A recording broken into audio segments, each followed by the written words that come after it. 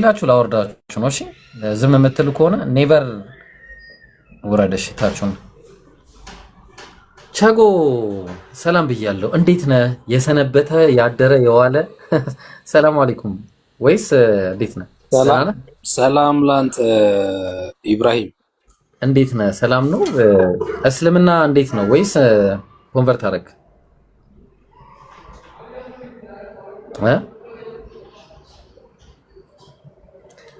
እየጠየቅኩ ነው። ቸጎ አይሰማህም? እሺ ሚውት አድርግና ተቀመጥ።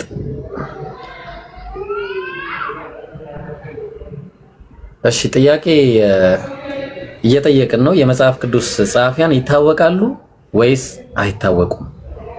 ማስረጃ የሚሰጠን ካለ ዘፍጥረት ጀምሮ እስከ ዮሐንስ ራዕይ ድረስ ማስረጃ አንድ ባንድ እያየን መሄድ እንችላለን። እንደ ናሙና ያክል ቪዲዮ ለቅቄላችኋለሁ። ቪዲዮውን ለሰዎች ተደራሽ እንዲሆን አድርጉት። አሁን ግን ክርስቲያኖች ካላችሁ ኑና ንገሩን። አይ የምትሉ ከሆነ ለሙስሊሞች እድል እየሰጠው እሄዳለሁ ክርስቲያን እስከሚመጣ።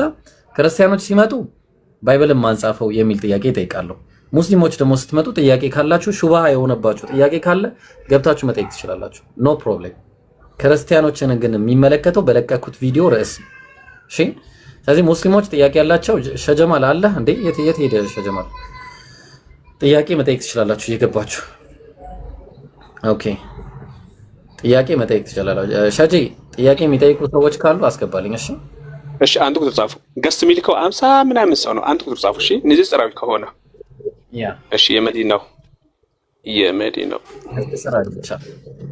ከነስሮች አይቻልም። ከዛ ለክርስቲያኖች ደግሞ መጽሐፍ ቅዱስን ማንጻፈው የሚል ርዕስ ነው ያለ። ለክርስቲያኖች ጸሐፊው ማን ነው? እናንተን እንደዛ ነው የምናስተናግደው። ምክንያቱም ጊዜ መባከን የለበትም።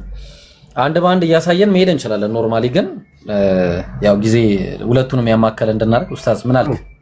አንድ ሀሳብ አለኝ። እሺ ኡስታዝ የምፈልገውን ፕሮግራም ስታደርግ አሁን ዛሬ አይደለም የሆነ ነገር የጥያቄና መልስ አሁን ዝም ብለህ ሁሌ ታስተምራለህ አይደለ? የምታስተምረው የምትገመግምበት አንድ ፕሮግራም ያዘላቸውና የማዳንና መዳን የሚለውን መጽሐፍ አንዳንድ ትሸልማቸዋለህ። 50 መጽሐፍ ጀማር ጋር አስቀምጥልሃለሁ ኢንሻአላህ። ደስ ይለኛል ኢንሻአላህ። በቃ አንዳንድ መጽሐፍ ተሰጣቸዋለሁ ማለት ነው። አንዳንድ እንትን የሚሉትን ጥያቄውን በትክክል የሚመልሱትን እስከዛሬ ድረስ ያስተማርኩትን በውይይት እንደዚህ ያደረኩትን ብለህ ጥያቄ ጠይቃቸውና ጥያቄ ከመለሱ እስከ 50 ልጆች ከፈለክ ዛሬ 10 ታረግና የሚመች ቀን ደግሞ ሲመች ደግሞ 10 እያረክ 50 ልጆች ሲመልሱ ለ50 ልጆች 50 መጽሐፍ መስጠት ትችላለህ። ኡስታዝ ጀማል ጋር አስቀምጥልሃለሁ 50 መጽሐፍ አዲሱ መጽሐፍ። ኧረ ደስ ይለኛል ኢንሻአላህ ይሄ ልንገርህ። ጀዛከላህ ኸይር። እኔም አልደረሰኝም። ለኔም አስቀምጥልኝ። ያው በዛው ከ50 አንዱ ነኝ ኢንሻአላህ። አንተ ነው ኡስታዝ ይፈትናል። ቆይ ለአንተ አይደለም እዚህ ውስጥ አንተ አትገባም፣ እኛ አንገባም። ታች አሉት ምቀኛት። ቆይ በቃ እንትን አድርገው 60 አድርገለት ኡስታዝ ጀማል ማለት 10 ለኢብራሂም ነው ወይስ ምንድነው? 10 ለኢብራሂም ሰጠው፣ 10 ለኢብራሂም ሰጠው፣ 50 ለሚሸልመው 60 አድርገለት።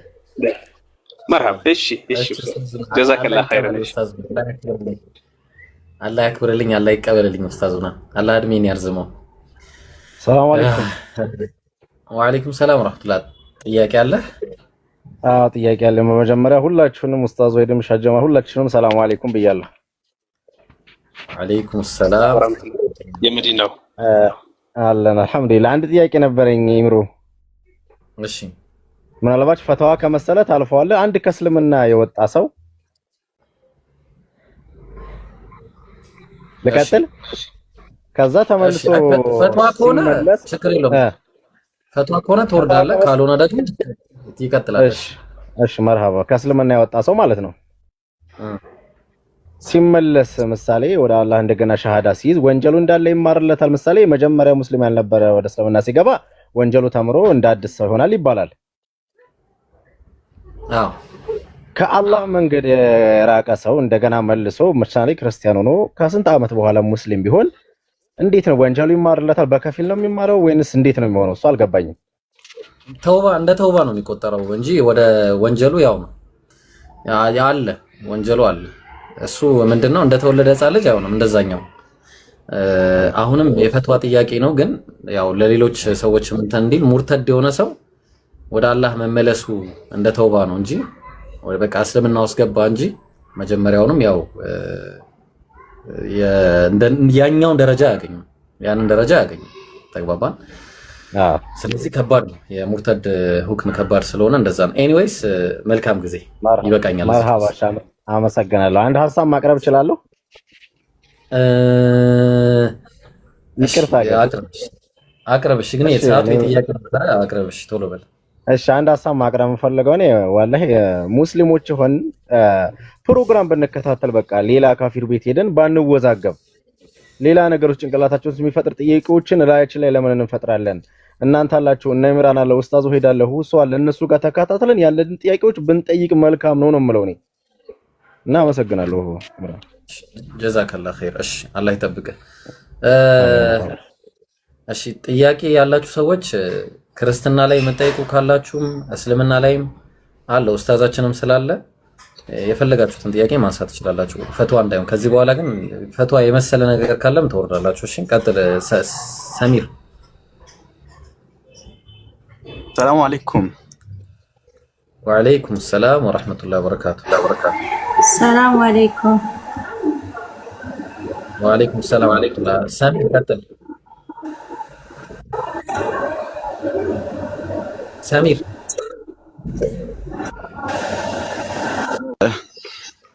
እንዴት ናችሁ? አልሐምዱሊላህ አለን። ሁላችሁንም ሰላም አለይኩም ብያችኋለሁ። በርቱልኝ። ወላሂ በጣም ነው የምወዳችሁ። እኔ በጣም እየተማርኩ ነው በእናንተ ብቻ ማለት ነው እና ላበረታታችሁ ነው። አፉ በሉኝ በአላህ። እሺ አብሽር፣ አላህ ይቀበልሽ። መልካም ጊዜ። ሰላም አለይኩም ወራህመቱላህ። እሺ ማይ ላቭ እኔ ጥያቄ ነበረኝ። ጠይቂሽ። ማለት የክርስትና እምነት ተከታይ ጓደኞች አሉኝና ማለት አንዳንድ እኔ ጥያቄ ነበረኝ። ጠይቂሽ። ማለት የክርስትና እምነት ተከታይ እሺ እና እንደዚህ አንዳንድ ጊዜ ስንወያይ ምናምን ማለት አንድ ክርስቲያን ተወልዶ ክርስትና ካልተነሳ ሙስሊም ነው ያ ህፃን ልጅ እና ክርስትና ከተነሳችሁ በኋላ ነው እንደገና ክርስቲያን ነው ብላችሁ የምታምኑት። ይሄ ለምንድን ነው ስላቸው አንዷ ምን አለች? ስለምንረክስ ነው።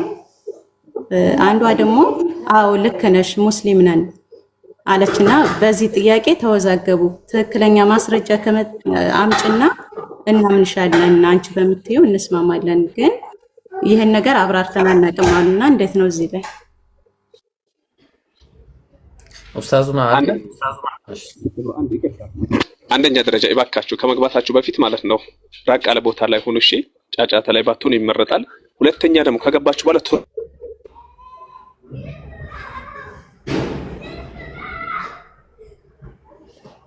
አይ እኔ ጋር እንኳን ድምጽ የለም። ያኔ የሌላ ሰው ከሆነ እንጂ እኔ ጋር ማንም የለም። ያንቺን አይደለም። አይ አይችልም ማለት ፈልጓለሁ። እሺ ሸጀማል አይ ቲንክ ተቋርጣል መሰለኝ። ልቀጥል መሰለኝ። ኡስታዝ አለ ኡስታዙ ነው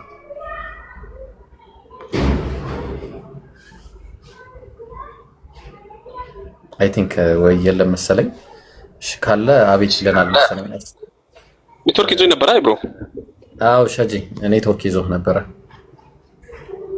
እሺ ያልኩት ምንድነው ከመግባታችሁ በፊት ራቅ ካለ ቦታ ላይ ምን ጫጫታ ካለ ከጫጫታ ራቁ። ሁለተኛ ከገባችሁ በኋላ ቶሎ ሙት አድርጉ። ሶስተኛ ደግሞ ታች ያላችሁ ኮሜንት አደጋግሙት ይመወታላችሁ ነው። ጀማው ስለሚሰላችሁ ነው።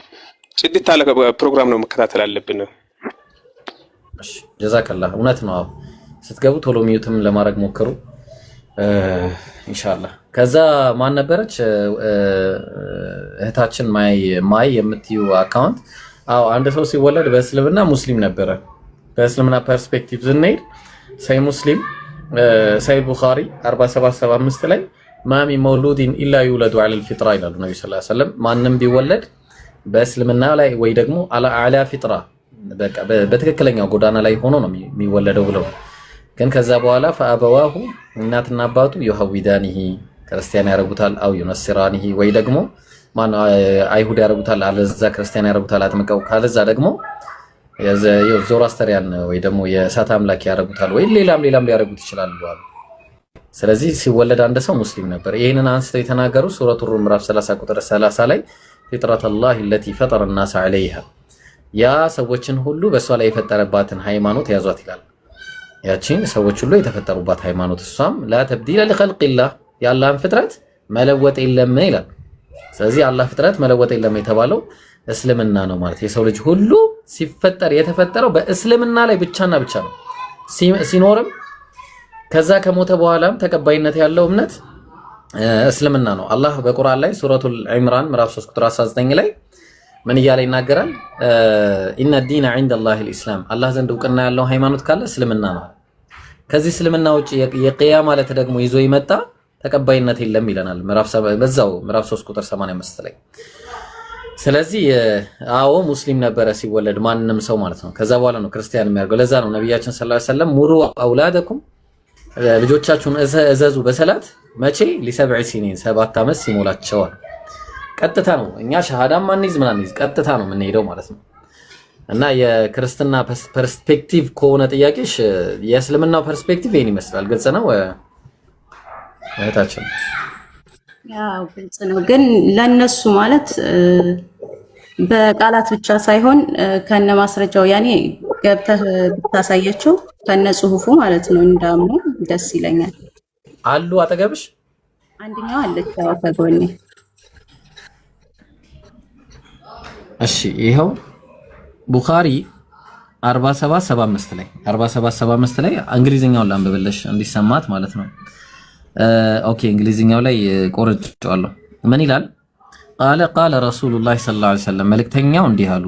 ማ ሚን መውሉድን ኢላ ዩለዱ ዐለል ፊጥራ ማንም ሰው ቢወለድ በፊጥራ ላይ እንጂ አይወለድም አሉ። ግን ፊጥራ ማለት እስልምና ማለት ነው።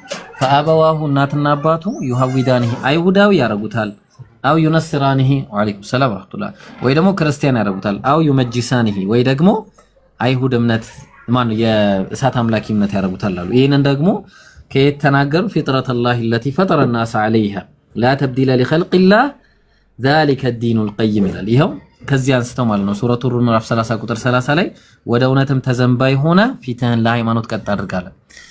የአላህን ፍጥረት ያቺን አላህ ሰዎችን በእርሷ ላይ የፈጠረባትን ሃይማኖት ያዟታል። ሰዎች የተፈጠሩባት ሃይማኖት ተግባባ። የአላህን ፍጥረት መለወጥ የለም ይህ ቀጥተኛ ሃይማኖት ነው ይላል። የትኛውን ሃይማኖት ነው እዛ የሚለው? እኔው እሱን የትኛውን ሃይማኖት እንደሚል እኔ ተመልከች ምን እንደሚል ማለት ነው። ቁርአን ላይ አላህ ሲናገር እንዲህ ያለ ይናገራል። ይታል ውረድ ያው ሱረቱል ኢምራን ምዕራፍ 3 ቁጥር 19 ላይ ኢነ ዲነ ዒንደላሂ አልኢስላም አላህ ዘንድ የተወደደ ሃይማኖት ኢስላም ብቻ ነው አለ። ከዛ ደግሞ ከኢስላም ሌላ ሃይማኖትን የሚፈልግ ሰው ፈጽሞ ከእርሱ ተቀባይነት የለውም፣ እሱ በመጨረሻውም ዓለም ከከሳሪዎች ይሆናል አለ። ስለዚህ ያው በግልጽና በማያሻማ ሁኔታ ቁርአን ላይ አላህ Subhanahu Wa Ta'ala ሐዲስ ላይ ነብያችን ሰለላሁ ዐለይሂ ወሰለም ገልጸውልን ተቀምጦና ያለ ማለት ነው። ግልጽ ነው። አጠገብሽ ያለችው ብታናገረኝ ደስ ይለኝ ነበር ካለች። አይ ለማናገር እፈራለሁ ብላኛለች። እንደገና ደግሞ ሁለተኛ ስለ ኢየሱስ ያኔ ፈጣሪ እንደሆነ ነው እነሱ ምስክርነት የሚሰጡትና እኔ ፈጣሪ ነኝ የሚልበትን አንቀጽ መረጃ ካላችሁ አንጡ ብያችሁ ነበረ። አንቺ የሚያስረዳ ሰው ካለ ያሳዩን ማየት እንፈልጋል ብለዋልና ብታሳያቸው ደስ ይለኛል። እሺ እኛ እናሳያለን፣ ግን ከዛ በፊት ለኡስታዛችን ጊዜ ቢሰጥ በዚህ ላይ በተለይ በደንብ ሰፋ አድርጎ ሊያብራራላት ይችላል። ወይ ደግሞ ሁለት ከሆነም ሊያብራራላቸው ይችላል። ኡስታዝ የሚመች ከሆነ በተለይ በክርስቶስ ዙሪያ ላይ ጥያቄ ጠይቃለች። የሚመች ከሆነ ላይመቸኝ ይችላል እያለኝ ነበረ።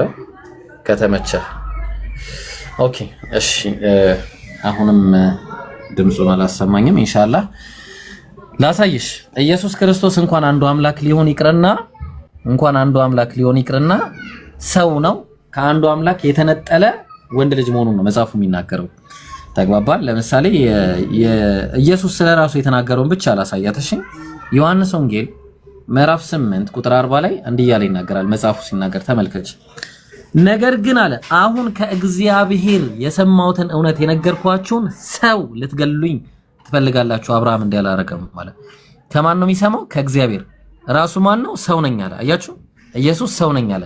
ይሄንን ኢየሱስ የተናገረውን አጥብቆ በቃ በደንብ አድርጎ ሲናገር ደግሞ የምታዩት የሐዋርያት ጸሐፊ ነው። የሐዋርያት ጸሐፊ ምዕራፍ 2 ቁጥር 22 ላይ ምን አለ? የእስራኤል ሰዎች ሆይ ይህን ቃል ስሙ፣ ራሳችሁ እንደምታውቁ የናዝሬቱ ኢየሱስ እግዚአብሔር በመካከላችሁ በሱ በኩል ባደረገው ተአምራትና በድንቆችም ከእግዚአብሔር ዘንድ ለእናንተ የተገለጠ አምላክ ነበር ይላል።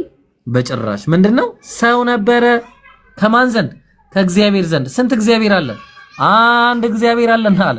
አንድ እግዚአብሔር ያው እኔው አንደኛ ጢሞቴዎስ ምዕራፍ 2 ቁጥር 5 ላይ አንድ እግዚአብሔር አለና በእግዚአብሔርና በሰው መካከል ያለው መካከለኛው ደግሞ አንድ አለ።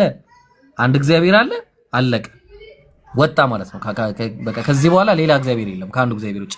በእግዚአብሔርና በሰው መካከል ደግሞ አለ አንድ። ምክንያቱም ከአምላክ እየሰማ ለሰዎች የሚያስተላልፍ ሰው ማለት ነው። ከዛ ደግሞ አንድ አለ፣ እርሱም ሰው the man Jesus Christ ብሎ ነው የሚያስቀምጠው። the man Jesus Christ ኢየሱስ ሰው ነው ማለት አይሽ፣ ክርስቶስ ኢየሱስ ሰው ነው ይላል። ስለዚህ ኢየሱስ ሰው ነው፣ አንዱ አምላክ ደግሞ እግዚአብሔር ነው። ያ አንዱ አምላክ ደግሞ አንዱ አምላክ የተባለው ደግሞ ኢየሱስ ራሱ ዲናይ ሲያደርገው ታያለሽ። በቃ ዲናይ ማለት መቼም እንደማይቀበለው ታያለሽ። በቃ እኔ አንዱ አምላክ አይደለም ብሎ ሲናገር የማርቆስ ወንጌል ምዕራፍ 10 ቁጥር 17 ላይ እሱም በመንገድ ሲወጣ አንድ ሰው ወደ እርሱ ሮጦ ተንበረከከለትና ቸር መምህር ሆይ አለው። ቸር መምህር ሆይ። ከዛ በቃ ቸር መምህር ሲለው ይሄ ቻንስ ነበር ለኢየሱስ። ትክክል ነው። በቃ እኔ ራሴ ነኝ ቸሩ ብሎ ማለት እኔ ራሴ ነኝ በቃ አምላክ ብሎ መናገር ይችል ነበር። ግን ምን አለ እሱ? የዘላለም ሕይወት ወርስ ዘንድ ምን ላድርግ ብሎ ሲጠይቀው መልሱን ቀጥታ እንደመመለስ ኢየሱስም ስለምን ቸር ትለኛለህ? ለምን እኔን ቸር ትለኛለህ? ታዲያ ማን ነው? ከአንዱ ከእግዚአብሔር ከአንዱ ከቴዎስ በቀር ማንም ቸር የለም። አንድ ቴዎስ አለ በቃ። አያችሁ፣ እኔ አይደለሁም በቃ እኔ አይደለሁም ተውኝ እኔን እያለ ይናገራል። ስለዚህ ኢየሱስ ሳይሆን አንድ አምላክ አብ አለ ተብሎ ነው መጽሐፉ ላይ የተጠቀሰው። መጨረሻ ጥቅሴን ላድርግልሽና ከዛ በኋላ ይበቃታል ማለት ነው። ብዙ ነገር ነው ያለው ለሌላ ምድል እንድንሰጥ። እንግዲህ ለጣዖት የተሰዋውን ስጋ ስለመብላት ጣዖት ሁሉ በዓለም ከንቱ እንደሆነ ከአንዱም በቀር ማንም አምላክ እንደሌለ እናውቃለን። ከስንቱ? ከአንዱ በቀር አለ። አንድ ማን ነው እሱ? ነገር ሁሉ እኛ የታለ ለኛስ ነገር ሁሉ ከእርሱ ሆነ እኛም ለእርሱ ሆነን አንድ አምላክ አብ አለን። በቃ አንድ አምላክ አብ አለን ብሎ ጨረሰ። ስለዚህ ከአንዱ ከአምላክ ከአብ ውጪ ያለው ሰውና ፍጡራኖች ናቸው እንጂ አንድ አምላክ ውጪ ማንም እንደሌለ ነው መጽሐፉ የሚናገረው። ግልጽ ነው። አጠገብሽ ያለችው ልጅ ገብቷታል? ያው ገብቷታል። በቃ ያኔ ጥያቄያችን እንዳይበዛ ሌላ ጊዜ ደግሞ ገብተን እንጠይቃለን። አንድ ጥያቄ ቀረኝ ነበር። ያው እንግዲህ ጊዜ እንዳንፈጅ። አይ ጥያቄ ካለሽ ጥያቄሽን ጨርሽ አብሽሪ። እና ሁለተኛው ጥያቄ ደግሞ ኢየሱስ አይበላም አይጠጣም ብለው ነው የሚያስቡት እነሱ። እኔ ደግሞ ይበላል ይጠጣል። ከኛ የሚለየው እሱ የአላህ መልእክተኛ በመሆኑ እንጂ እንደኛው ሰው ነው ስላቸው ይሄን ሊያምኑኝ አልቻሉም። ይሄን ብታስረዳልኝ። እሺ፣ ስለዚህ ኢየሱስ እንደሚበላ ማስረጃ ይሄው። ኢየሱስ እንደሚበላ ማስረጃ ያውም ደግሞ ጽድት ያለ የማር ወለላና የተጠበሰ አሳ ነው። እንደዚህ አይነት ምግቦችን አሁን አሳ ምናምን በደንብ ይበላል። ይሄው ምን አለ?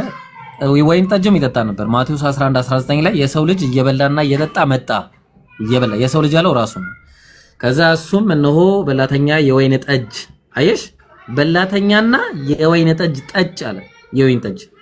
ስለዚህ የወይን ጠጅ ይጠጣ ነበር። ማርቆስ 11:12 ላይ በማግስቱም ከቢታንያ ሲወጡ ተራበ፣ ይራብ ነበረ።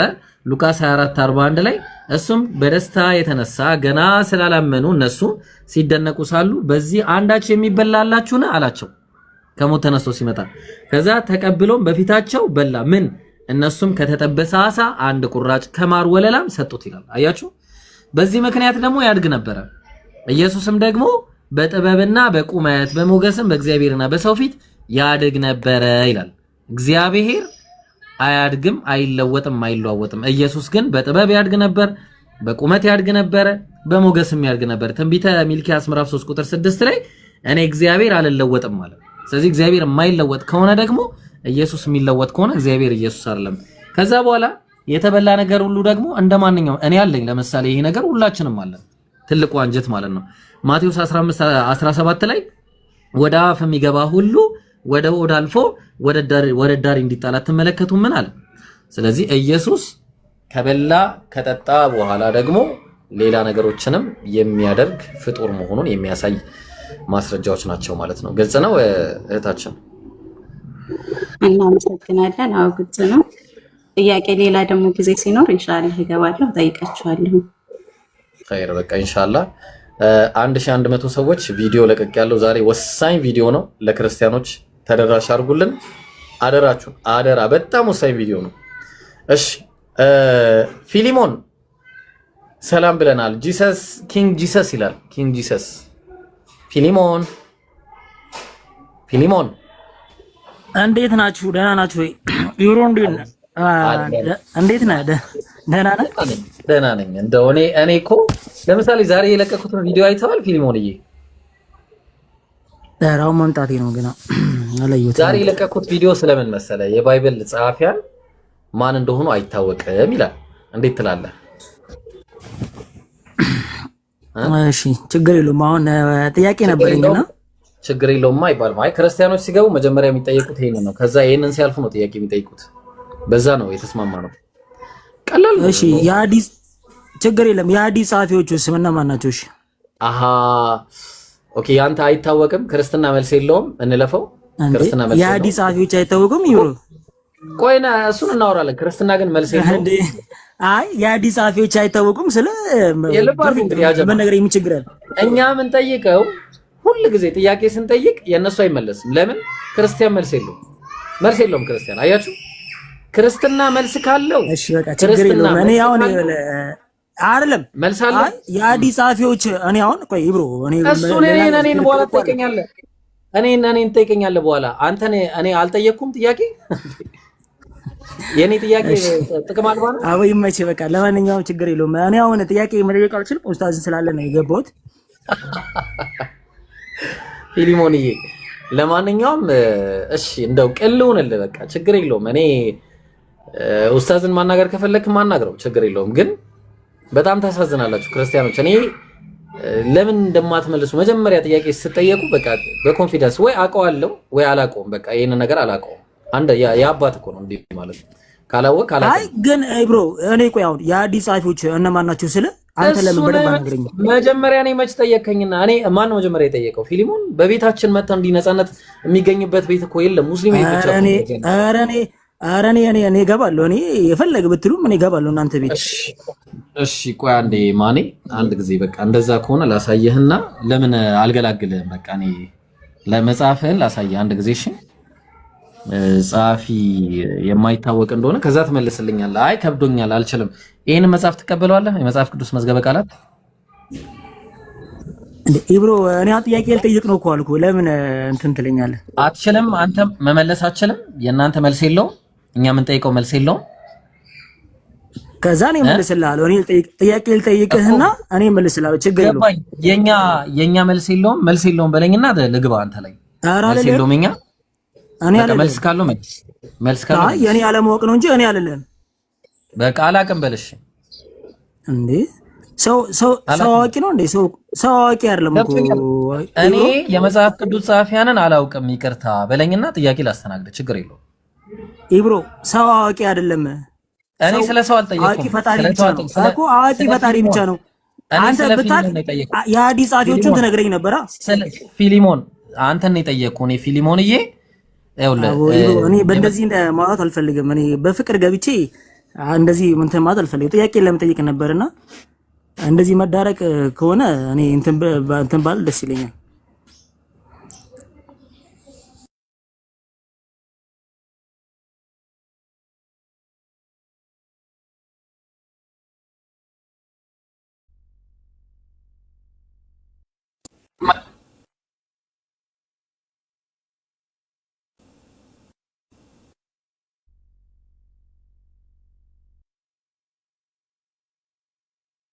ኡስታዝ ጀማል ምን አልከኝ?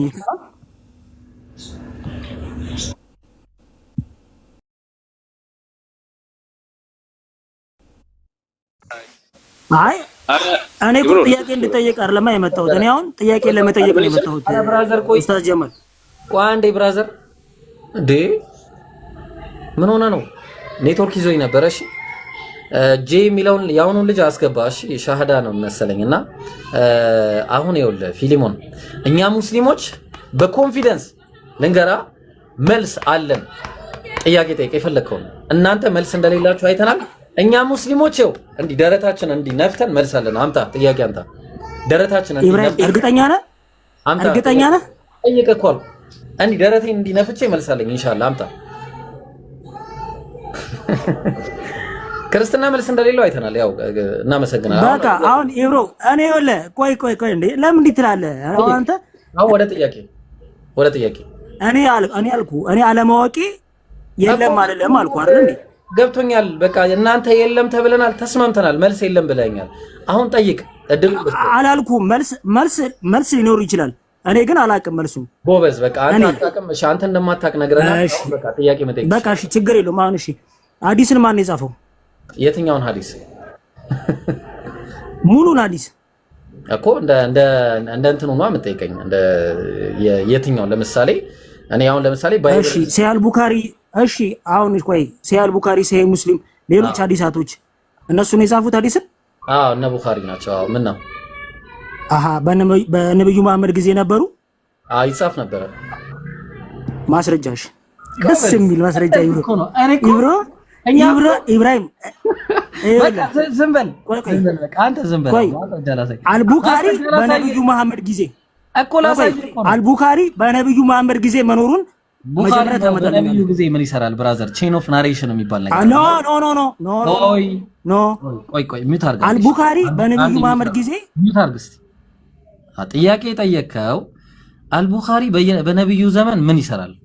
እኛ ሐዲስ የተጻፈው በነብዩ ዘመን ነው ብለን ነው። ቆይ ኢብሮ ቆይ እንዴ ሚውት አድርግ። አንተና አትበል እሺ። ቡኻሪ በነብዩ ሰለላሁ ዐለይሂ ወሰለም ጊዜ ምን ይሰራል? በመጀመሪያ ደረጃ ማለት ነው። እኛ ቆይ ካነሳ ከዚህ በኋላ ትወርዳለህ። እንደዚህ አይነት አካሄድ አቁም እሺ ብራዘር፣ እንደዚህ አይነት አካሄድ አቁም። አንድ ጊዜ መረጃውን ላውጣና ላሳያቸውና ከዛ በኋላ ጥያቄ ጠይቃል፣ መልስ ይመለስልሃል። አንተ መልስ የለም ወጣህ ይሻላል ይሻላል። እሺ እኛ እናሳያ አንድ ጊዜ። ለማንኛውም ማለት ነው እኛ አለን አልሐምዱሊላህ ረቢል ዓለሚን። ሐዲስም ቁርአንም እንዴት ይጻፍ እንደነበረ ማስረጃ አለን። ቁጭ እናደርግላለን ቁጭ። እሺ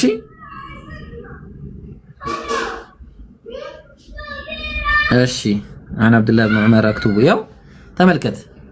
ሰሒህ አቢ ዳውድ 3646 ላይ ምን ይላል? አን አብዱላህ ብን ዑመር ቃለ ኩንቱ አክቱቡ ኩለ ሸይ ሁሉን ነገር እጽፍ ነበር። አስመዑሁ ስሰማ የነበረው ነገር ከማ ሚን ረሱሊላሂ ሰለላሁ ዐለይሂ ወሰለም ከመልእክተኛው ሲነገር የነበሩትን ሐዲሶች በአጠቃላይ እጽፍ ነበረ። ማ አብደላህ ኢብኑ ዑመር ማለት ነው። ኢብኑ ዑመር የማን ባልደረባ? የነብያችን ሰለላሁ ዐለይሂ ወሰለም ባልደረባ። የማን ልጅ? የዑመር ኢብኑል ኸጣብ ረዲየላሁ ዐንሁ ልጅ የሆነው ማለት ነው። ተግባባን? ስለዚህ ሐዲስ ይጻፍ ነበር። ሌሎች መረጃዎችም የሀገር ናቸው። መረጃ አንድና ሁለት አይደለም። እሺ ብራዘር፣ ስለዚህ ከሌለ አሁን ጥያቄ ሙስሊሞች ካላችሁ ጠይቁ። እኛ መረጃ አለን። አያችሁ ብሮ እዚህ ላይ ሀሳብ ለማከል ያክል እሺ አንዴ አፎን እሺ አርጊውመንቱ ምንድነው ያነሳ አሁን ማለት ነው ሳሚ ያነሳ አርጊውመንቱ ምንድነው ቡኻሪ በነብዩ ሰለላሁ ዐለይሂ ወሰለም ጊዜ አልነበረም በነብዩ መሐመድ ሰለላሁ ዐለይሂ ወሰለምና በቡኻሪ መካከል ሰፊ የእድሜ ልዩነት አለ ስለዚህ እንዴት ነው ቡኻሪ ሊጽፍ ቻለ የሚል አይነት አርጊውመንት ነው ይዞ የመጣው ሶ ቡኻሪ ሲጽፍ ዝም ብሎ ከመሬት ተነስቶ አይደለም ዋናውና ትልቁን ነገር ማለት ነው ቡኻሪ ከሼኾቹ ከሌሎች ከዛም በኋላ ተመልክታችሁ እንደሆነ ሰንሰለት ነው በቃ ነብዩ ሰለላሁ ዐለይሂ ወሰለም ዘንድ ሄዶ እስከሚገናኝ ድረስ በሰንሰለት ነው እንትና ከእንትና ዘግቧል እንትና ከእንትና ዘግቧል እንትና ከእንትና ዘግቧል እንትና ከነብዩ ሰለላሁ ዐለይሂ ወሰለም ዘግቧል ተብሎ ነው ሐዲስ የመጣው ማለት ነው ነብዩ ሰለላሁ ዐለይሂ ወሰለም ለሰሐቦች ሰሐቦች ለታቢ ከዛም በኋላ ታቢዎች ለአጥባው ታቢ ከዛም በኋላ ቡኻሪ ዘንድ ይደርሳል ማለት ነው ሐዲስ እንደዛ ነው የተዘገበው ምናልባት ሚስ አንደርስታንድ አድርጋችሁ የመጣችሁ ካላችሁ በቼን ነው በሰንሰለት ነው ቡኻሪ ጋር የደረሰው ማለት ነው። እስቲ ለኛ ጋርም የደረሰው እንደዛ ነው። ሰንሰለት ነው፣ በሰንሰለት ነው። ይሄን ጀዛከላ ነው ሀቢብ ይቀጥል። ጀዛከላ ትክክል ነህ። ሰንሰለት ቼን ኦፍ ናሬሽን ብዬ ስናገር ነበረ። ለምሳሌ እነሱ ጋር ስትመጡ እንዴት እንደሆነ አሳያቸዋለሁ። እኛ ጋር ሐደተና ሙሰደዱን ተመልከቱ። ከሙሰደድ አነሳ ወአቡበክር እብኑ አቢ ሸይባ ከአቡበክር እብኑ አቢ ሸይባ አንስቶ ቃላ ብለው አሉ ሐደተና ያህያ እንዲህ ብሎ ነገረን አን አብድላህ እብኑል አኽነስ አብደላህ እብኑ አኽነስ የተባለው ከዛ ከማን አንስቶ አኒል ወሊድ እብኑ አብድላህ እብኑ አቢ ሙጊት ከነዚህ ከሁለቱ አንስቶ ከዛስ አን ዩሱፍ ከዩሱፍ አንስቶ እብኑ ማሊክ ከእብኑ ማሊክ ዩሱፍ እብኑ ማሊክ አንስቶ ከዛ ከማ አን አብድላህ እብኑ ዑመር ከአብደላህ እብኑ ዑመር አነሳ ቃለ ብሎ አለ ማ አብደላህ እብኑ ዑመር። አያችሁ ይሄ ሁሉ ትውልድ መጥቶ ነው ዝም ብሎ እንትና እንደ ታሪክ እንዳስተላለፈልን አይደለም። ከዛ በኋላ ኩንቱ ብሎ አለ አክቱቡ ጽፍ ነበር ኩለ ሸይኢን ሁሉንም አስመዑሁ ምሰማው ሚን ረሱሊላሂ ሰለላሁ ዐለይሂ ወሰለም ከነብዩ ምሰማውን ከዛ በኋላ ኡሪዱ ሒፍዙሁ ያውም ደግሞ ማሐፈዝ ፈልጌ ነበር ምጽፈውም ራሱ አለ። ተግባባን። ያፍዝ ነበረ ሐዲሱን ራሱ ያፍዘው ነበረ። ስለዚህ ይሄ ነው እንግዲህ የእስልምና ይሄ ነው። እሺ ክርስትናውን እንየው አንድ ጊዜ ክርስትናውን ላሳያችሁ እንየው አይደል ወይ? አንድ ቆይ አንድ ጊዜ እሺ ክርስትናውን ደግሞ እንየው። እሺ አንድ ክርስትናው ምን ይላል? የከበርክ ቴዎፍሎስ ሆይ ከማን ማን የጻፈው ይሄን ለማን ነው ሲጀመር? የከበርክ ቴዎፍሎስ ሆይ ብሎ የሆነ ሰው ደብዳቤ ለሆነ ሰው ጻፈ። ማን ነው እሱ? እኔ ምን አገባኝ? ሁለት ሰው የተጻፈውን ደብዳቤ የከበርክ ቴዎፍሎስ ሆይ ከመጀመሪያው በአይን ያዩት የአይን ማኝ አልነበረም ጸሐፊው ልባር ከዛ የቃሉ አገልጋዮች የሆኑት እንዳስተላለፉልን እነማ ማስረጃ አባካችሁ እነማን ናቸው? ከማን ሰምቶ ለማን ሰጥቶ ለማን አቀብሎ? ምንም የለም። በእኛ ዘንድ ስለተፈጸመው ነገር ብዙዎች ታሪክን በየተራው ለማዘጋጀት ስለሞከሩ አያችሁ፣ የተዘጋጀው ራሱ ታሪክ ነው። የስሚ ማን ነው የዘገበው ነው ጥያቄ። ከማን አያችሁ፣ እንዲህ ነው እኛ ስንጠይቅ በማስረጃ ነው የምናቀርበው፣ ስንጠይቅ ስንሰጥም በማስረጃ ነው። ግልጽ ነው። እሺ ማን ነበር ያወራው? ያህያ ነህ? ምናልባት እዚች ላይ ሐሳብ ለመጨመር ያክል መጽሐፍ ቅዱስ ሲጻፍ የነበረው ሂደትና ضعيف ሐዲስን ሰሂህን ተውትና ضعيف ሐዲስን እንየው ስናመዛዘነው ጭራሽ ወላሂ የማይወዳደር ነገር ነው። ضعيف ሐዲስ ሰንሰለት አለው፣ እያንዳንዱ ሰንሰለት አለው። ከነዛ መካከል አንደኛው ሰውዬ ሸይኽያውን በማይታወቅበት ስሙ በመጥራቱ ምክንያት ሙደሊስ ይባላል። ሙደሊስ ስለተባለ ሐዲሱ ተቀባይነት አይኖረውም። በሙደሊስነት ብቻ ሰውየው ታውቆ ማንነቱ ታውቆ ስሙ ታውቆ ነገር ግን ሐሉ ካልታወቀ ይሄ ሰውዬ ምንድነው ሐሉ የሚታመን ሰው ነው፣ እውነት የሚናገር ሰው ነው፣ ምን አይነት ሰው ነው በሚበለው ሐሉ ስላልታወቀ በዚህ ምክንያት ሐዲሱ ላይ ጉድለት ይኖርበታል። ስም ካልታወቀማ ጭራሽ ሌላ ነው። መሀል ላይ ሰንሰለቱ ከተቆረጠ ሙንቀጢዕ ተብሎ ሐዲሱ እንትን ይባላል። ስለዚህ የዚህን ያህል ጥንቃቄ ተደርጎበታል። መጽሐፍ ቅዱስን ስታዩ የሆነ መጽሐፍ ጸሐፊው አይታወቅም፣ ሙሉ ለሙሉ ጸሐፊው አይታወቅም ነው የሚባለው። ጸሐፊው ሙሉ ለሙሉ ضعيف ሐዲስ ሙሉ ነገሩ ታውቆ ነገር ግን የሆነች ጉዳይ የሆነች ትንሽ የስተት ስላለችበት ብቻ ተቀባይነት የለውም ይባላል እና ከضعيف ሐዲስ ጋር ራሱ አይወዳደርም ለማለት ነው። ያ ጀዛከላህ እንኳን አይደለም ከቁርአንና ከሌላ ነገር ጋር ሊወዳደር ይቅርና ማለት ነው። እሺ ፖሊዮ ኦኬ። እሺ ሌላ ጥያቄ ያለው ሰው ካለ ጥያቄ ያለው ሰው መግባት ይችላል። እሺ ጥያቄ ያለው ሰው መግባት ይችላል። ጥያቄ ያለው ሰው አለ መግባት የሚፈልግ? ሸጀማል አስገባልኝ።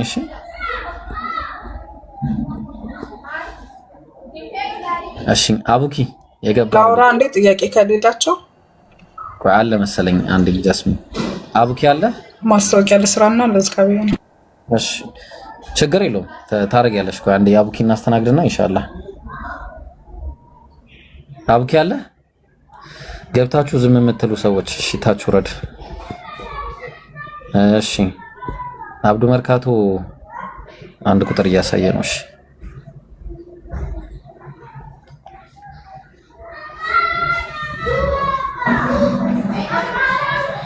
ጥያቄ ያላችሁ ሰዎች ግቡ ባካችሁ።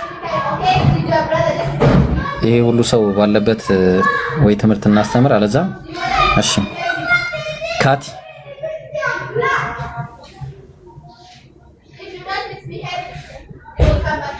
ካቲ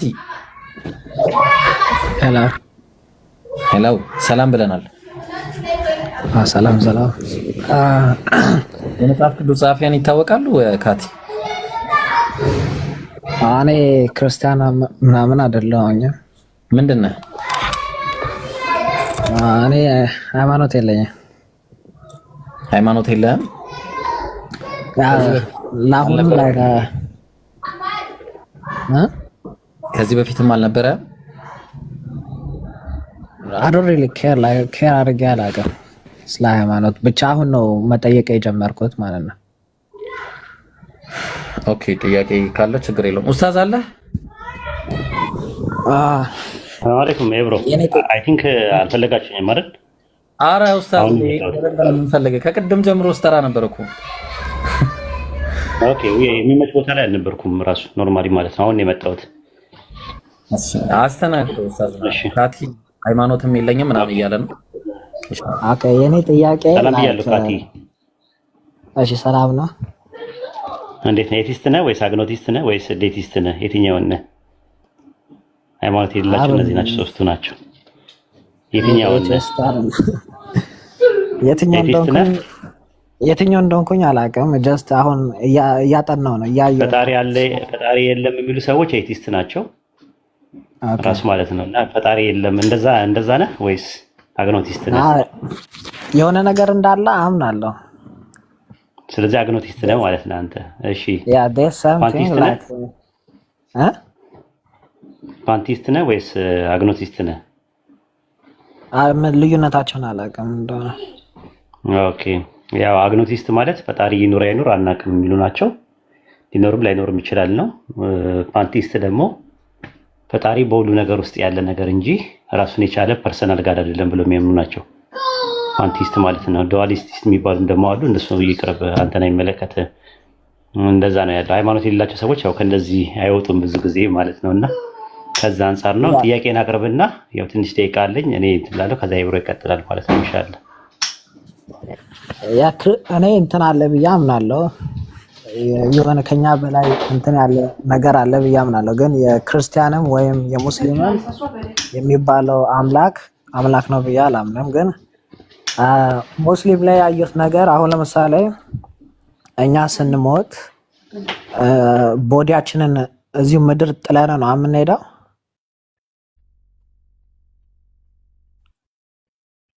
አዎ ጥለን ነው። ከአተምና ከሞለኪል ኮምፖስት የሆነ አካላችን ዲኮምፖስት ያደርግና ከዛ በኋላ ይሄ ዲኮምፖስት ያላደረገው ነገር ይሄዳል ማለት ነው። አንተ ስተኛ በህልምህ ያለ አይን ታያለህ፣ ያለ ጆሮ ትሰማለህ፣ ያለ አፍ ትናገራለህ፣ ያለ እግር ትሄዳለህ አይደለ ካትዬ? ኦኬ ሶ ቦዲያችንን እዚህ ጥለን ነው የምንሄደው ከሆነ ለምንድን ነው በእናንተ ገነት ውስጥ 72 ቨርጅን ያለው? ቢኮዝ ቦዲን እዚህ ጥዬ የሚሄድ ከሆነ ሄጄ ላይክ እዛ ሴክስ ማድረግ አልችልም፣ ምግብ መብላት አልችልም፣ ሁሉ ነገሬን እዚህ ጥዬ ነው። እዚህ ነገር ጥያቄ ነው። መጀመሪያ ያው ስትሮማን ፋላሲ ስላለ እሱ ላስተካክለው። እሺ 72 ሁረላይን የሚለው ነገር ለይሁ ሐዲስ ነው አንደኛ ከመነሻውኑ ማለት ነው። ኢብኑ ማጃ ላይ እና ተርሚዚ ላይ የተዘገበው ማለት ነው። የመጀመሪያ ለይፍ ማለት ዊክ ነው። ዊክ ደግሞ ማለት ደግሞ አቂዳና ፊቅህ አይመሰረትበትም ማለት ነው። 72 የሚባል ነገር አስተምሮታችን ውስጥ የሉ። የአስትሮማን ፋላሲ ነው ወይም ደግሞ ሚስኮንሰፕሽን ነው። እሱን አጥራው።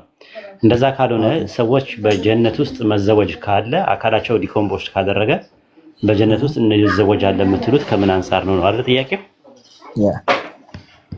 ስለዚህ የትንሣኤ ቀን የሚባል ነገር አለ። ሰዎች ከሞቱ ከበሰበሱ በኋላ አካላቸው ከእንደገና ከሩሃቸው ጋር ይቀሰቀስና በዛ በተቀሰቀሰው አካላዊ ጸጋ የሆኑትን መብላት፣ መጠጣት፣ መዘወጅ የመሳሰሉ ነገሮች በጀነት ውስጥ አሉ ማለት ነው። እንደዛ ብለን ነው የምናምነው። ከዛ አንፃር ነው። ሌላ ጥያቄ አለ? ወደ ሄቨን ስንሄድ የነበረን አካል ይመለስልናል። ሩሃችን በኋላ ላይ ነው። የትንሣኤ ቀን ነው። የትንሣኤ ቀን የሚባል የለም፣ የፍርድ ቀን የሚባል አለ አይደል? የትንሣኤ ቀን የፍርድ ቀን የሚባል ነገር አለ። ዱምዴ የሚባለው ዴይ ኦፍ ጀጅመንት አለ። በዛን ሰዓት አካላችን ይቀሰቀሳል ማለት ነው። አላህ ካለምንም ነገር አይደለ ወደዚህ ያመጣን። መጀመሪያ አንተ አሁን አላህ ኤክስቻርጅ የሆነ ስፐርም ሰኔላ ኤክሴል ነህ። ከዛ በፊት እንትኑ ስፐርሙ ሴል ነው አይደለ? ሴሉ ምንድን ነው? ከዛ በፊት ማለት ነው ሞለኪውል ነው፣ ከዛ አተም ነው፣ ከዛ ኤተር ነው፣ ከዛ ካለመኖር ወደ መኖር ነው የመጣው። ይህንን ማምጣት የቻለ አምላክ በትንሣኤ ቀን ደግሞ የበሰበሰውን የሞተውን አካል አስነስቶ ከሩህ ጋር ከሄደው ሩህ ጋር አንድ አድርጎ በዛ ውስጥ ሪዋርድ ኤንድ ፓኒሽመንት ታገኛለህ ማለት ነው። ቅጣትና ሽልማት ጀነትና ጀሃነም የሚባሉ ነገር ውስጥ ታገኛለህ ማለት ነው። አላህ ይወፍቅህ፣ የጀነት ሰው ይበልህ፣ አላህ ከጀሃነም እሳት ይጠብቅህ አንተን። አሜን አሜን። እንደ ሌላኛው ጥያቄ ደግሞ አላህ ሁሉን የሚያውቅ አምላክ ነው። እውነት ነው። ያ ከሰው እሱ የኛን እጣ ፋንታ የሚያውቅ ከሆነ ከመፍጠሩ በፊት እንዴት ነው እኛ ፍሪ የሆነው will ጥያቄ ምን ነው? አዎ በጣም አሪፍ ጥያቄ ነው። ለምሳሌ አንድ ሜትሮሎጂስት ነገ ዝናብ ይዘንባል ብሎ ሲናገር በዝናቡ መምጣት ላይ አሉታዊና አዎንታዊ ተጽዕኖ አለው? ነገ ይመጣል 6 ሰዓት ላይ ዝናብ ይዘንባል ቢል ምን አደረገ? አንድ ሜትሮሎጂስት ነገ በ6 ሰዓት ላይ ዝናብ ይዘንባል ብሎ ቀደም ብሎ መናገሩ በዝናቡ መምጣት ላይ አሉታዊና አዎንታዊ ተጽዕኖ አለው?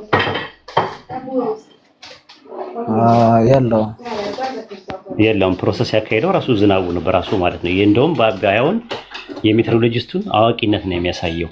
ፕሬዲክሽን ያደረገበት ነገር በጣም ነው አይምሮ የምታደንቀው። ስለዚህ አምላካችን አላህ ወደፊት የሚሆኑ ነገሮችን ቀድሞ ማወቁ ከእንትኑ ጋር የሚያያይዘው ነገር የለም ማለት ነው። ከአንተ ፍሪዊል ጋር የሚያያይዘው ነገር የለም ማወቁ ማለት ነው። ማወቁ የሁሉን አዋቂነት ነው። ስለዚህ እኛ ኮምፓቲቢሊስቶች ነን። ኮምፓቲቢሊስት ታውቃለህ?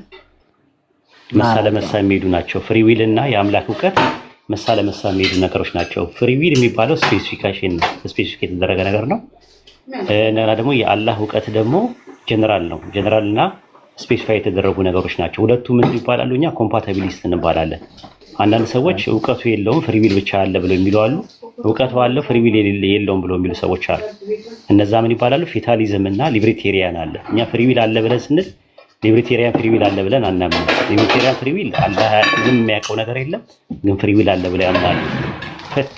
ፌታሊያን የሚባሉት ደግሞ አላህ አዋቂ ነው ይሉና ወይም አምላክ አዋቂ ነው ይሉና ፍሪዊል የሚባል ነገር የለም።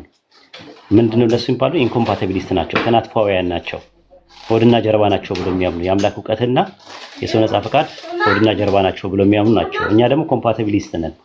ራሱ ተመጣጣኝ ነው፣ ሁለቱ ነገሮች የሚጋጩ አይደሉም ብለን ነው የምናምነው። ይሄ ከሎጂክ አንጻር ከቅዱሳን መጽሐፍቶቻችን አንጻር ከተለያየ ነገር ኢፒስቴሞሎጂካል አርጊውመንት አለን፣ ኦንቶሎጂካል አርጊውመንት አለን፣ ሜታፊዚካል አርጊውመንት አለን ማለት ነው። ከፈለክ ሰፋ ባለ መልኩ እንትን ነው እና ኢንሻአላህ ምሳሌ እንበላ ነው። እኛ ኤብሮ እንብላ ተሰብስበናል። ኡስታዝ ሰላም ነው? ሰላም ነው ሳሚሻ የጠፋሰው ወይ? እኔ አንተ ማግኘቴ በቃ እግር እንዴት ነህ? እንዴት ነህ? ደህና ነው ወይ? ጠፋ እኮ ጠፋ እኮ ኡስታዝ የዋሽታው እኮ ሆንክብን እኮ። በስመ አብ በጣም ስላገኘሁ ደስ ብሎኛል። እንዴት ነህ? ሰላም ነው? ሁሉ መልካም? ሰላም ነኝ ያለው ምሳ ልንበላ ነውና እየጠበቁኝ ነው። ኤብሮ ልውጣ ኢንሻአላህ፣ ሌላ ቀን እመጣለሁ። መልካም ቀን ይሁንላችሁ። ምሳ እንብላ ኤብሮ። ደስ ይለኛል። አስቀናለሁ። እኛ ጋር እንጀራ ነው አሁን ዛሬ። አንድ ቀን ኡስታዝ እንብላ እንብላ። ፐርሶን መልካም አንድ እንዴ አብሽር ምን አፈር እሺ፣ አንድ ለፊልሙ ነው ያልኩት። ኡስታዝ አንድ 10 ሰኮንድ ብቻ ነው። እሺ 10 ሰከንድ ነው ያልከኝ። 10 ሰኮንድ አይደለም። እሺ ኤብሮ ለውጣ እሺ ሙሃይሚን የሚለው ማለትም አረበኛው እንትን ማለት ነው። ቁርአን ላይ እንትን ልዩና ተጠባባቂ ነው ወይስ ምንድነው? አሁን ቁርአን ላይ ተጠባባቂ አለው። አራት ትርጉም አለው። ሙሃይሚን የሚለው አላህ ራሱ ሙሃይሚን ተብሏል። ሙሃይሚን ማለት ጠባቂ በሚል ይመጣል። ሙሃይሚን ደግሞ ሱፐርቫይዘር ማለት ጠባቂ ማለት ነው። ሙሃይሚን የሚለው ደግሞ ኮሬክተር አራሚ በሚል ይመጣል። ሙሃይሚን ደግሞ ዊትነስ በሚል ይመጣል። አረቢክ እንግሊሽ ሌክሲከን ላይ እንደዛ ነው። ወደ 4-5 ትርጉም ይሰጠዋል። ቁርአን ግን ሱረቱ ማይዳ ምዕራፍ 5 ቁጥር 45 ላይ ያለው እየተናገረ ያለው ሙሰዲቃን ነው አለ። ከአላህ ዘንድ የወረደውን ሙሰዲቃን ሆኖ እንደገና ደግሞ በላዩ ላይ ደግሞ ተጠባባቂ ነው አለ። ሙሃይሚን ነው አለ። ሙሃይሚን ማለት ኮሬክተር ማለት ነው። ኮሬክት ያደርገዋል ማለት ነው። ፉርቃን ነው ቁርአን፣ እውነትን ከሐሰት የሚለይ ነው። እነሱ ያደረጉትን ነገር ማለት ነው። በላዩ ላይ ነው የሚለው አይተኮነ። በላዩ ላይ ማለት ኦቨር ሆኖ ማለት ነው። ከሱ በላይ ሆኖ እንትን ይለዋል፣ ኮሬክት ያደርገዋል ማለት ነው። ሐሳቦቹ ምን እንደነበሩ በቁርአን ላይ ሜን ፖይንቶችን እንትን የሚያርመውን ነገር ያርማል ማለት ነው። በነገራችን ላይ አማርኛው ችግር ስላለበት ነው እንጂ በይነ የሚል ነገር አለ። ሊማ በይነ የሚል ነገር አለ። በይነ ማለት መካከል ነው። የሚያረጋግጠውም የመጽሐፉ ሰዎች የያዙትን መጽሐፍ ከመካከላቸው ነው ኮንፈርም የሚያደርገው። የመጽሐፉ ሰዎች የያዙት ላይ ስለ ተውሂድ ስለ አንድ አምላክ አስተምሮት ያለውን ነገር አጠቃላይ ኮንፈርም ያደርጋል ማለት ነው። በይነ ማለት መካከል ማለት ነው። ሁሉንም አይደለም ራሱ። ለምሳሌ ዘዳግም 6:4ን ስታመጣ ስለ በወልድ ስትመዝነው ያኔ ታረጋግጣለህ። ከነሱ ጋር ያለውን የሚያረጋግጥ ነው የሚለው። ስለዚህ ከእናንተ ጋር ያለውን ግን በይነ ነው ራሱ በመካከል ላይ ያለውን እንጂ እንዳጠቃላይ ለማለት አይደለም። ይበቃቸዋል። እንግዲህ ይቅርታ፣ ሌላ ቀን በደንብ አብራራለሁ። እሺ፣ በግርድፉና በሌጣው ነው የነገርኩት። ደርዝና ፈርጅ ባለው መልኩ ሌላ ቀን እመጣለሁ። ችግር የለም ኡስታዝ፣ በደንብ እፈልጋለሁ። ደግሞ በጣም እፈልጋለሁ። እሺ፣ አካውንቱ መቀመጥ ይችላል። ቤብሮ አይደል? ችግር የለውም። ኧረ ይቀመጥልህ ነው አካውንቱ ይቀመጥ። እኛ ምሳሌ ብላ የለውም። እሺ፣ ማን ነበረ? ለምን ወጣ? አይ ኸይር። አንድ ጊዜ 1400 ሰዎች በጣም ገራሚ ቪዲዮ ለቅቅ ያለው ሰሞኑን በጣም ግርግር የፈጠረ ነገር በክርስቲያን አማኞች ላይ በጣም ግርግር የፈጠረ አንድ ቪዲዮ ሰርቻለሁ። እሱም የመጽሐፍ ቅዱስ ጸሐፊያን አይታወቅም በሚል ማለት ነው። እና 1400 ሰዎች ከ1400 ቢያንስ 1000 ሙስሊም ናቸው። ስለዚህ ሁላችሁም ግቡና ኮሜንት አድርጉ፣ ቫይራል እንዲወጣ። አንዴ ባቢ ሚውታል። ስለዚህ ሁላችሁም ግቡና ኮፒ ሊንክ፣ ሼር፣ ሪፖስት ለኡማው እንዲደረስ አድርጎ። እሺ ያጀማ በደንብ አድርጋችሁ እና ደግሞ አንድ ነገር ላስቸግራችሁ። ፖዚቲቭ ትግርኛ ቤት የሚሰራ ልጅ ነው። ፖዚቲቭ እዛ ጥግ ላይ ከኡስታዝ ወሂድ በታች የምታዩት ፖዚቲቭ፣ እሱን 1000 ያስገቡት። እሺ ትግርኛ ቤት ላይ የሚሰራ ልጅ ነው። 1000 እንዲገባና እንትን እንዲል ያው በደንብ መስራት እንዲችል ጎበዝ ነው። ማሻአላ አላህ ይጨምርለት። እዛ እንዲሰራ ያው ፎሎወሩን አሳድጉለት ኢንሻአላህ። ፖዚቲቭ የሚለውን አካውንት ከኡስታዝ ወሂድ አጠገብ ያለው ማለት ነው። ኡስታዝ ወሂድን ፎሎ ያላረገ መቼስ ፎሎ አድርጉ ብዬ አልነግራችሁም። እሺ ኤኒዌይስ ጥያቄ ያላችሁ ቀጥሉ። አሁን ጥያቄ ካቲ ጨረስክ? ካቲ ያ አንድ ጨርሻለሁ። እሺ ከጨረስክ ኢንሻአላህ። እሺ ያ ግን አንዳንዴ ሳስበው ላይክ ፐርፐዙ ምንድን ነው? ላይክ እዚህ መምጣታችንና መፈተናችን ምንድን ነው ፐርፐዙ? በጣም ደስ የሚል ጥያቄ ነው የጠየቀው እና አላህ ቁርአን ላይ ከአላህ ውጭ ይህንን መልስ ያስቀመጠ የለም እና በጣም የሚገርም ጥያቄ ነው። አሪፍ ጥያቄ ነው የጠየቀው። አላህ ምን ይላል በቁርአን ላይ ሲናገር? የሰው ልጆች ሁሉ የመጡበት አንድ ምክንያት አለ። የመጀመሪያው የተፈጠርንበት ዓላማ ነው። ወማ ኸለቅቱል ጂነ ወልኢንስ ኢላ ሊያዕቡዱን። የሰው ልጅም ይሁን አጋንንትንም ይሁን የሰው ልጅን እኔን ሊገዙኝ እንጂ አልፈጠርኳቸውም ማለት ሜን ፐርፐዝ ማለት ነው። ሜን ፐርፐዝ የሰው ልጅም ይሁን አጋንንት የተፈጠረበት ሜን ፐርፐዙ ምንድን ነው? አላህን ለመገዛት ነው። ይሄ ሜን ፐርፐዙ ነው። ሁለተኛ በዚህ ሜን ፐርፐዝ ውስጥ ደግሞ ፈተና አለ። ተግባባን? አላህ ይገዙኛል አይገዙኝም የሚለውን ነፃ ምርጫ ያለውን ፍጡርን ፈጠረ። መጀመሪያ አላህ የፈጠረው ነፃ ምርጫ የሌለውን ፍጡር ነው። እሱም መላእክት ናቸው። መላእክት ላ ያዕሱነ አላህ ማ አመረሁም ወየፍዐሉነ ማ ዩእመሩን። አላህ ያዘዛቸውን አንድንም ነገር በቃ እንዲህ ሳይሉ ቀጥ ብለው እንዲያደርጉ ተሰርተው ነው በቃ የተፈጠሩት ማለት ነው። እንደዛ ነው አፈጣጠራቸው። አላህን አያምፁም መላእክት ማለት ነው። ግን የሰው ልጅን ደግሞ መፍጠር ፈለገ አላህ። ተግባባን? የሰው ልጅ ደግሞ የሚባለው ነፃ ምርጫ ያለው ነው። የሰው ልጅንና አጋንንትን እነዚህ ሁለቱን ሲፈጥራቸው የፈጠራቸው ለምንድን ነው? እሱን ሊገዙት ነው። ተግባባን? የሰው ልጅንም ይሁን አጋንንትን እኔ እንዲገዙኝ በቀር አልፈጠርኩም ማለት። ከዛ ግን ከፈጠረ በኋላ እንደምንገዛውና እንደማንገዛው ሊፈትነን ደግሞ ምን አረገ? ሞትና ህይወትን ፈጠረ ይላል ሱረቱል ሙልክ ምዕራፍ 67 ቁጥር 2 ላይ ምን እያለ ይናገራል? አላህ አለዚ ኸለቀል መውተ ወልሐያት ሊየብሉወኩም አዩኩም አሕሰኑ ዐመላ። ያ ሞትንና ህይወትን የፈጠረ የትኞቻችሁ መልካም ሰሪዎች እንደሆናችሁ ሊሞክራችሁ ነው፣ ሊፈትናችሁ ነው አለ። ስለዚህ ይህንን ፈተና ያለፈ ደግሞ ፐርፐዙ ምን ይሆናል? ይህን ፈተና ያለፈ ዘላለማዊ ጀነትን ያገኛል፣ የዘላለም ህይወት ያገኛል ማለት ነው። ኖ አልፈልግም ብሎ ደግሞ በነፃ ምርጫው መጥፎን የሰራ ካለ ደግሞ ዘላለማዊ እሳት አላህ ያስቀመጠለት ይጠብቋል። ለዛ ነው አላህ ፈመን ሻአ ፈልዩእሚን ወመን ሻአ ፈልየክፉር፣ የፈለገ ይመን የፈለገ ይካድ፣ ግን ኢና አዕተድና ሊዛሊሚነ ናራ፣ ለበዳዮች ግን ምን አዘጋጅቼላቸዋለሁ አለ? እሳትን አዘጋጅቼላቸዋለሁ አለ። ተግባባን? ስለዚህ ካትዬ ዓላማችን አላህን የመገዛት ነው። ሲጀመር የመጣ ነው በዛ ነው። ደስታም የሚገኘው በዛ ነው።